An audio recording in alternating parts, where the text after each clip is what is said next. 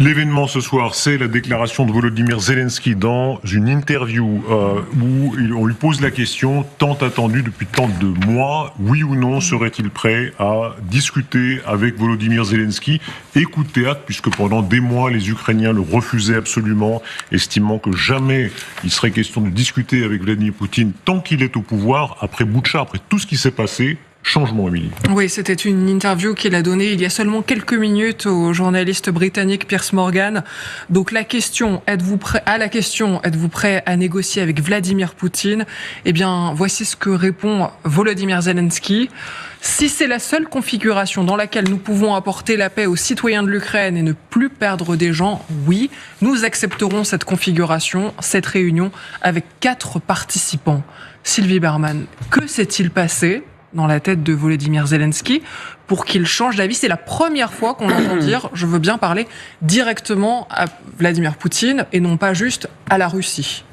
Ce qui s'est passé, c'est Donald Trump qui lui a donné instruction de négocier et évidemment de toute façon quand on discute avec le dirigeant du pays avec lequel on est en guerre. Donc c'est la raison pour laquelle il dit qu'il est prêt à négocier avec Vladimir Poutine. Mais c'est le moment aussi où Vladimir Poutine dit qu'il est hors de question qu'il négocie avec Zelensky. Mais sur le principe d'abord, comment est-ce que vous expliquez ce changement diamétral, puisque les Ukrainiens disaient toujours c'est immoral de faire ça. Et là, visiblement, le président Zelensky lui-même, alors qu'ils disent bien avec raison, la Russie est en position de faiblesse, c'est sûrement pas le moment de négocier. Bon, déjà parce qu'ils n'étaient pas invités. Il n'était pas invité. Donc il se met dans le jeu. Et Poutine veut négocier uniquement avec Trump. Donc là, il parle de 4 participants. Alors le 4e, c'est l'Europe. C'est ça qui est intéressant. Voilà. Donc pas invité, ça veut dire, moi je veux bien discuter à partir du moment où on est 4. Donc ensuite, comme il a peu de chances que ça se déroule comme ça, parce que Poutine ne veut pas en entendre parler, eh bien au moins il passe pas pour le méchant. Il passe pour celui qui est ouvert et qui veut. Donc c'est pour plaire à Trump. Pas seulement. Alors oui, en fait, il déploie une stratégie qui a été mise en place d'ailleurs avec les Européens et l'appui de la France depuis le début des discussions avec Donald Trump. La première chose, c'est un peu comme, vous savez, à gauche, il faut jamais être responsable de la division. Bah là, c'est pareil, il faut jamais être celui qui dit non sur les négociations. Vous êtes le roi des transitions, en tout cas. Mais il a raison. Face à Trump, aujourd'hui, lui, il dit, mais moi, je suis prêt à négocier, je suis prêt à arrêter, vous voulez la paix, moi, je suis prêt à la faire. Celui qui veut pas, c'est l'autre. C'est Poutine, ce qui est vrai. Donc, aujourd'hui, et la deuxième chose qu'il dit, c'est, nous négocions à 4 avec les Européens, parce que c'est en Europe. Il y aurait qui alors, parce qu'il parle de 4 participants, donc Zelensky, l'Europe, un responsable de Trump. Voilà. Quelqu'un représentant les États-Unis, quelqu'un représentant l'Ukraine, quelqu'un représentant la Russie, quelqu'un représentant l'Europe. Aujourd'hui, c'est le seul qui, de manière publique, dit que c'est en Europe que se passe cette guerre et que l'Europe doit faire partie de la solution. Donc il est en train encore une fois, de jouer pour nous. Et honnêtement, c'est difficile de retourner sa veste à ce point-là. Comme je rappelle quand même qu'avec raison, les Ukrainiens. Si on n'a pas d'armes, il vaut mieux. Avec raison, les Ukrainiens disaient, il est exclu de discuter avec Vladimir Poutine. Je rappelle qu'il est sous le coup d'un mandat d'arrêt international. Et là, ils disent le contraire, alors même que la Russie a de graves problèmes financiers, de graves problèmes pétroliers, et que ce serait surtout pas le moment de négocier. Au contraire, de se battre. D'abord, il n'y a que les idiots qui ne changent jamais d'avis. Donc ça, je trouve que c'est très intelligent et très habile de Volodymyr Zelensky de montrer, moi je suis prêt à faire des concessions. Et il dit dans son entretien, il dit même le fait de parler avec Poutine, c'est une concession. Donc, moi je trouve qu'il se met de la force de son côté parce qu'il aura déjà fait une concession en parlant. Et ça lui permettra de faire beaucoup moins d'autres concessions. Dans cet entretien, il faut quand même souligner une chose, il a insisté sur le fait que si l'Ukraine ne rentre pas dans l'OTAN, eh bien l'Ukraine devrait avoir une garantie de sécurité avec une composante nucléaire. On va revenir à ça, mais disons les choses. Est-ce que ça n'est pas un énorme cadeau à Vladimir Poutine? Il était paria et on lui offre sur un plateau d'être autour d'une table où il y aura l'homme le plus puissant du monde, Trump, où il y aura les Européens. Et où il y aura Volodymyr Zelensky qui a changé d'avis, puisqu'il y avait même ce décret disant qu'il ne peut pas traiter. Visiblement, tout ça est balancé. Oui, mais vous disiez c'est immoral, mais... Enfin, pas de mon point, non, mais la question. Effectivement, ce qui est immoral, c'est de perdre, sinon la guerre, en tout cas des territoires, quand on est agressé. Donc c'est vrai que j'imagine que c'est un crève-cœur pour Zelensky et sans doute encore plus pour les Ukrainiens, parce que ils vont à Canossa. Alors peut-être se disent-ils que comme Poutine ne veut pas négocier de son côté, c'est facile de lui tendre la main puisqu'on sait qu'il va pas la saisir et que donc comme ça on va se mettre bien avec Trump sans que ça porte trop à conséquence. Mais je pense que ça ce sont plutôt des calculs de circonstances. Mais sur le fond, il y a une réalité. Et la réalité, c'est que les Ukrainiens ne parviennent pas, peut-être parce qu'ils n'ont pas été assédés par les Occidentaux, à faire reculer les Russes. Et quand vous n'arrivez pas à gagner militairement, peut-être qu'il y a un moment où vous êtes obligé de discuter avec qui ? Avec votre ennemi. Comment les Ukrainiens réagissent-ils ? Ludmila Totieva, vous êtes familière de nos plateaux, vous êtes justement d'une région où les Russes pratiquent l'occupation, où ils ont pratiqué un certain nombre de crimes de guerre. Comment réagir à cette idée qu'il pourrait y avoir, en tout cas sur le principe, une table de négociation avec Poutine ? Je pense que les paroles du président Zelensky étaient prononcées dans le sens aussi, le seul voie pour avoir la paix ou pour avoir la fin de cette phase de la guerre très intense, ça sera de traiter avec Poutine. Il acceptera ça. Et il y a aussi la réalité que l'armée ukrainienne n'arrive pas à récupérer avec tous les moyens qu'on a, qui sont pas assez, les territoires qui sont occupés en ce moment-là. En même temps, Zelensky a souligné que la constitution ukrainienne ne permet pas reconnaître l'annexion des territoires qui sont occupés par les Russes aujourd'hui. Effectivement, moi, en tant que, les personnes qui viennent de territoires de Lugansk, je voudrais surtout pas voir ces territoires devenir défaites russes. Maintenant, ce qui est aussi important dans ce que Zelensky a dit, c'est que la proposition que l'Ukraine puisse faire partie de l'OTAN, c'est ça qui va devoir pousser Poutine à effectivement négocier, à avoir cette ouverture vers la voie diplomatique. De cette de règlement de cette phase de la guerre en tout cas. On sait aussi que Zelensky n'avait pas du tout d'illusion sur le fait que dans 2 ans, dans quelques mois, s'il n'y a pas de garantie de sécurité pour le reste du territoire ukrainien, qu'il reste souverain, Poutine va réattaquer encore une fois et de nouvelles forces. Votre réaction sur Poutine, sur la place de Poutine, il faut rappeler, il est agresseur, et sous le coup du mandat d'arrêt de la Cour pénale internationale, pour lui, quelle revanche ? Parce qu'on le donnait pour mort politiquement, il y a eu l'épisode Prigojine, etc. Il va se retrouver, on a l'impression que certains lui demandent même de bien vouloir négocier.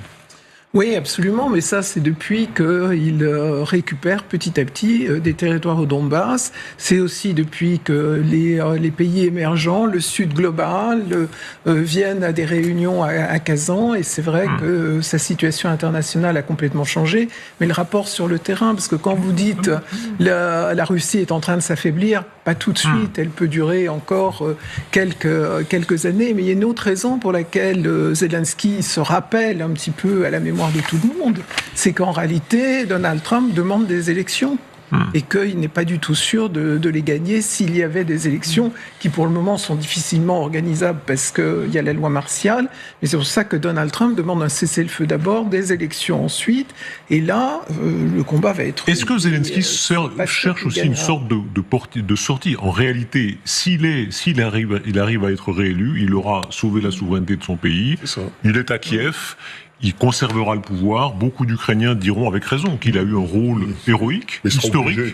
Il sera obligé d'aller devant les électeurs parce que ça marche, cette loi martiale ne tient que pendant la guerre.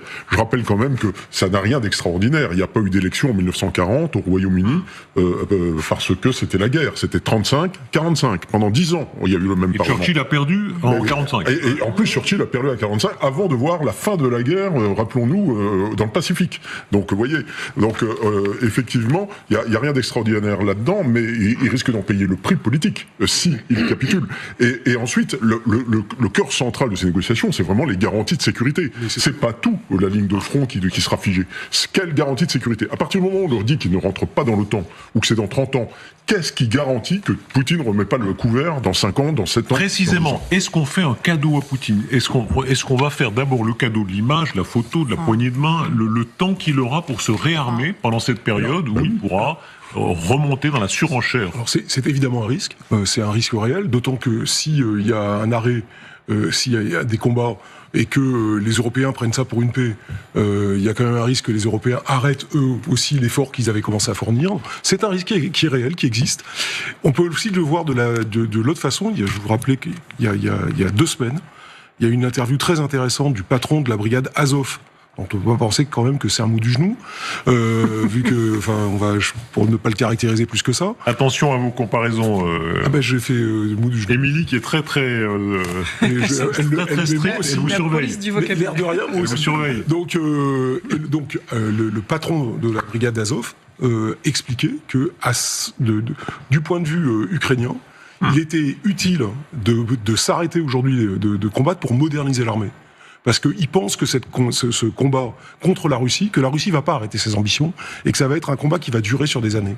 Et qu'aujourd'hui, l'armée ukrainienne est en phase de transformation et de modernisation. On le voit avec la création qui vient d'être faite des corps d'armée. Soyons francs, s'il y avait des moyens de vaincre, bien sûr. Mais est-ce qu'on n'habille pas un défaitisme ? Votre réponse ne convient pas à Darius. Non, mais est-ce qu'on... C'est pas un défaitisme, c'est une défaite. Alors, est-ce qu'on est en train d'habiller une forme de défaite ? Parce que si on pouvait militairement reconquérir... Pardon, je pose la question. Si on pouvait réellement reconquérir ces territoires militairement, on ne dirait pas on va faire une pause technique. On n'est pas pour le moment. C'est pas possible. Trump est le fournisseur d'armes. D'accord ? On va faire les choses ultra simples.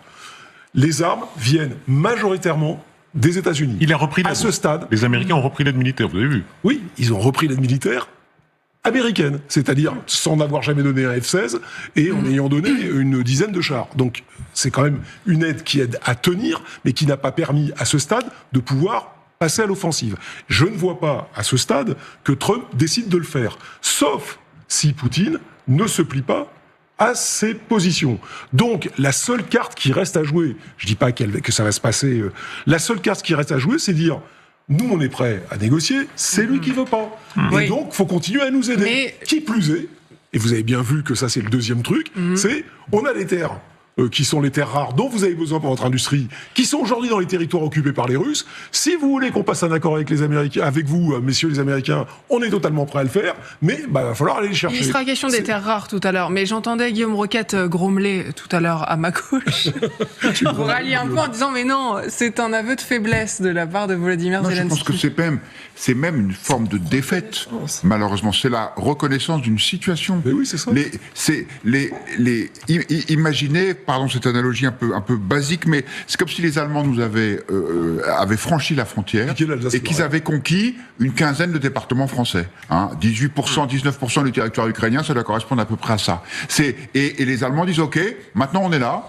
On a conquis militairement entre 10 et 15 départements français et on vous prévient, on bougera pas. Et nous, on n'est pas capable de les repousser. Alors on dit, OK, on va négocier. Malheureusement, c'est une forme de défaite, je veux dire. Et on a raison de s'appesantir sur ce point et sur cette déclaration de Zelensky. Cela dit, ça montre que c'est un homme d'État. Un homme d'État, c'est quelqu'un qui, parfois, regarde la réalité en face, même quand c'est douloureux. Et j'imagine comme ça peut l'être pour les Ukrainiens. Mais je pense que c'est le grand retour de la réalité. En tout cas, c'est pas du Churchill. Ça, c'est sûr que c'est pas du Churchill. Non, mais parce qu'il n'y a pas de Churchill aujourd'hui. Donc, je voudrais on a beaucoup dit que c'était le Churchill quand ukrainien. les Allemands ont envahi la France, la France a arrêté de se battre très rapidement. On ne peut pas comparer, excusez-moi, ce qu'a fait la France en 40 à ce que font les Ukrainiens. Les Alliés étaient derrière la France. Là, les Ukrainiens n'ont pas les Alliés derrière eux. Ils n'ont pas la moitié ou le quart de ce que les Alliés ont fourni à l'Europe ensemble pendant la Seconde Guerre mondiale. Je crois qu'il faut arrêter de toujours comparer ce qui se passe en Ukraine à ce qui se passe dans la guerre mondiale. À la limite, même comparons-le. Darius parfaitement légitime à le faire, mais un des effets majeurs que voulait obtenir Churchill pendant tout le début de la guerre, c'était le soutien américain. C'est-à-dire qu'il a quand même passé des heures et des heures au téléphone, en bateau, en avion, etc., pour convaincre les Américains qu'il fallait qu'ils rentrent en guerre à ses côtés. Et donc c'est bien ce qu'essaye de faire aujourd'hui Zelensky avec Trump. C'est-à-dire qu'il ne pourra relancer l'action et ne sauver la souveraineté. Là, pour l'instant, l'idée, c'est de geler pour sauver ce qui est faisable. Si Vladimir Poutine l'accepte, ce qui n'est pas gagné. Et la deuxième chose, c'est de s'allier la bienveillance entre guillemets, en tout cas le fait que Trump pense que c'est utile de soutenir les Ukrainiens, c'est la seule chose qui lui reste pour pouvoir relancer plus tard. Alors, la grosse différence avec 1941, c'est d'abord que l'Angleterre est une île. Donc c'est quand même pas rien, parce que le fossé anti-char, il fait 40 km et c'est pas facile à traverser. La deuxième chose, c'est que même en entrant pas en guerre avant décembre 41, les États-Unis, très très vite, ont apporté une aide. Churchill l'a bien dit. Churchill a jamais cru à la bataille d'Angleterre, qu'il allait se faire envahir parce que la Navy tenait la Manche. Donc ils n'avaient pas trop les moyens de débarquer, ils le savaient. En revanche, il a dit sa terreur, c'était la guerre de l'Atlantique.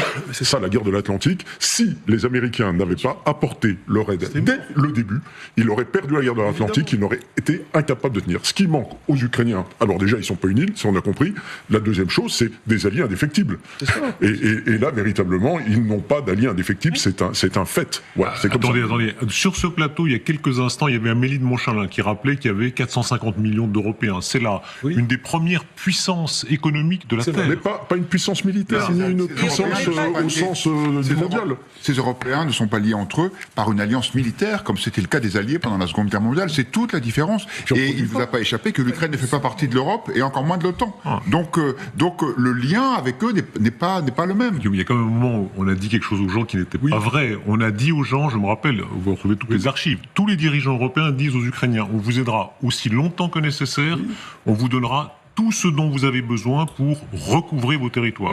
Tout ce qu'on a, en fait. Tout ce qu'on pourra vous donner. Tout ce qu'on peut donner. C'est pas tout ce dont vous avez besoin. Mais on a vraiment parce donné qu'on voit bien, tout on n'est pas en économie guerre. Voilà. Et même les Américains, au début, donnaient leur stock. On donnait leurs bateaux, on donnait leurs obus, parce qu'ils n'avaient pas l'industrie de guerre. Il faudrait commencer à développer les chaînes industrielles. Et ça, c'est un problème économique. C'est pas qu'un problème militaire. Ludmila Totieva, vous êtes toujours avec nous. Est-ce qu'on a vraiment fait tout ce qu'il fallait pour les Ukrainiens ?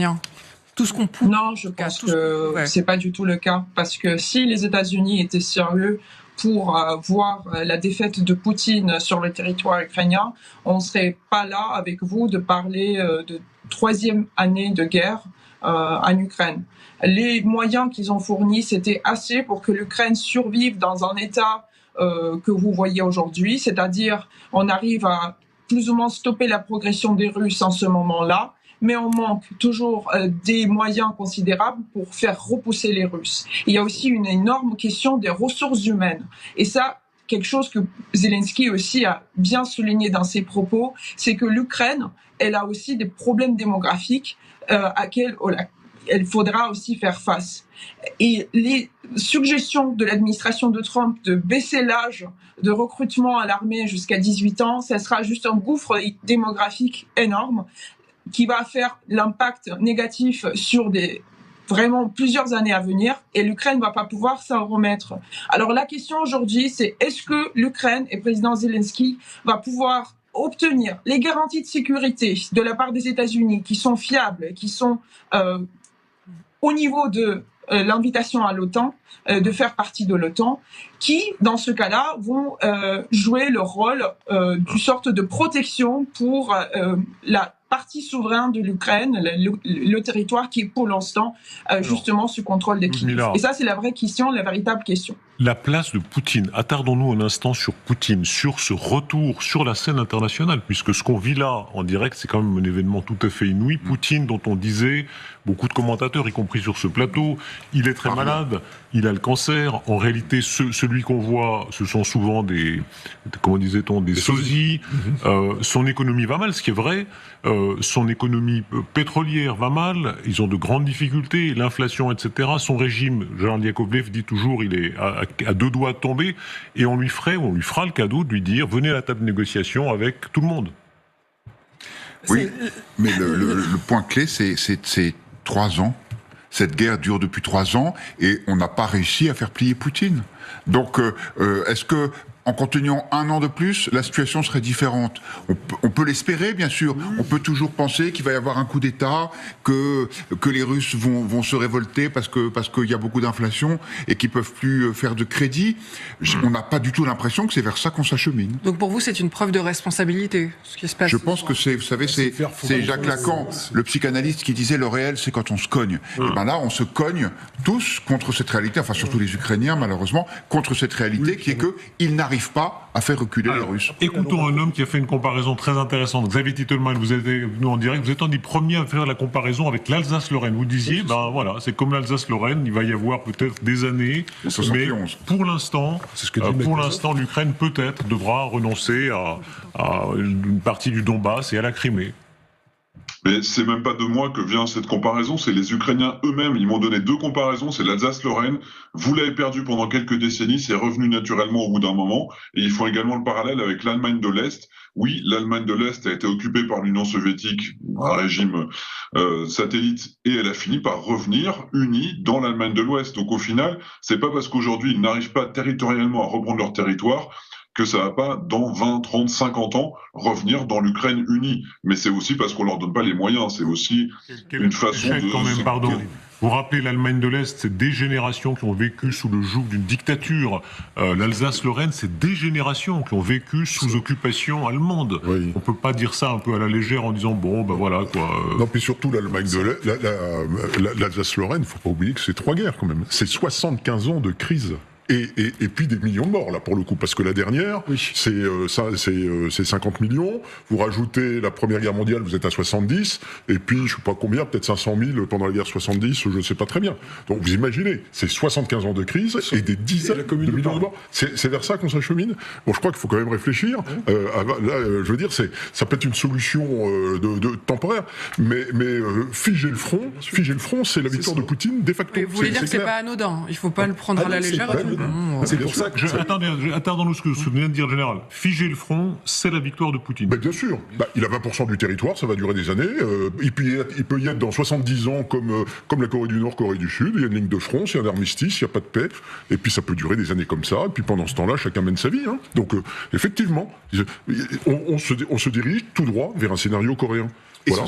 Est-ce que c'est ce qu'on veut? Voilà. Mais c'est pas la défaite des Ukrainiens, ce sera notre défaite en tant qu'Européens, en tant qu'Occidentaux. Et je voudrais juste vous citer un chiffre qui vient d'une conférence à laquelle j'ai été justement avec Xavier Titelman la semaine dernière sur les drones et les investissements occidentaux dans les start-up militaires en Ukraine. Que 25 millions de dollars, c'est le même chiffre que l'argent qui a été investi dans une start-up qui fait des jouets pour chats aux États-Unis. Voilà l'argent occidental qui va pour aider l'Ukraine. C'est l'équivalent aider l'Ukraine dans un domaine de start-up technologique précis, je précise, mais c'est l'équivalent de ce qui a été investi dans une start-up pour jouer pour chats. C'est parce qu'en Europe et aux États-Unis, les priorités ne sont pas au bon endroit aujourd'hui. Et là, si Poutine a une victoire, eh bien, il faudra être extrêmement vigilant pour que cette victoire ne soit pas faite à nos dépens.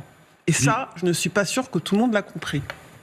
Oui, je suis d'accord avec ça. C'est objectivement, c'est une défaite occidentale que nous nous apprêtons à vivre. C'est une défaite pour nos valeurs et c'est un succès pour les régimes autoritaires.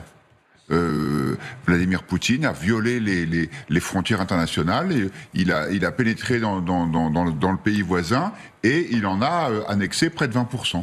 Et c'est vrai que je pense que ça doit nous faire réfléchir, nous, sur notre incapacité, avec seulement nos grands principes, à faire accepter ces règles internationales. Ensuite, la question c'est si, comme le craint Samantha, il y a une sorte d'effet domino, c'est-à-dire que si Poutine, après avoir avalé 1/5 de l'Ukraine, se dit maintenant au suivant, là, qu'est-ce qu'on fait ? Ça va devenir compliqué. Puis il y a un autre sujet très compliqué, c'est que s'il faut une force de sécurité pour pas que Poutine aille plus loin, qui va y aller, qui va payer ? Est-ce que les Américains vont prendre leur part ? C'est incroyable, comme on l'avait dit beaucoup, mais maintenant c'est sous nos yeux, l'arrivée de Trump, à la fois accélère